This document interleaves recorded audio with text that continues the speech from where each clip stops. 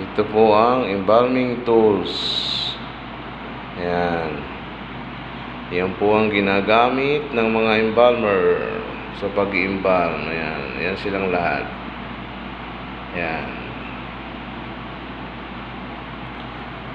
Ito ang Hyposhop trocar. Ginagamit siya sa pagmaskular. Standard trocar. Ito ginagamit guys sa pag-aspiration.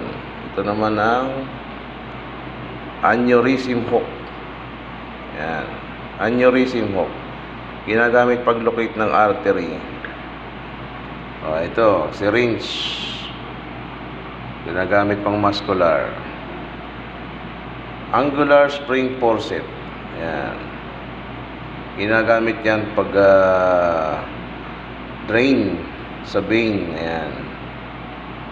Ito double corp needle. Ayan. Ginagamit pagtahi ng mga incises. Ito pang-ahit. Blade. Ito head block. Head block. Ayan. Yan ang ginagamit sa unan. Yung ginagamit ko unan. Arterial needle, arterial tube, tube, pwede rin, pero arterial needle.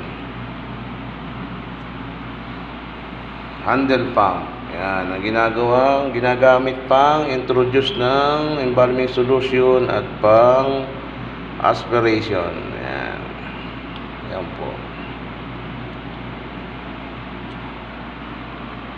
Ghost neck. Yan, ginagamit yan para makapag-introduce ng embalming solution at makapag-aspiration. Yan. Ito, heavy equipment. Malaking, ito, angular spring forcet.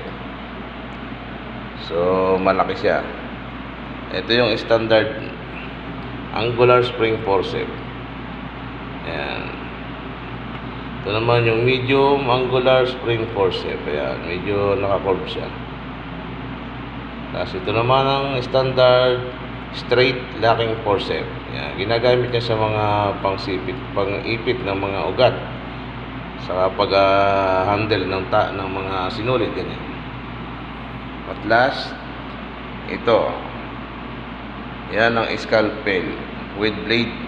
Scalpel handle and blade. Yan. Yan ang ginagamit sa pag-incise ng mga pag-locate ng artery at vein. Thank you for watching.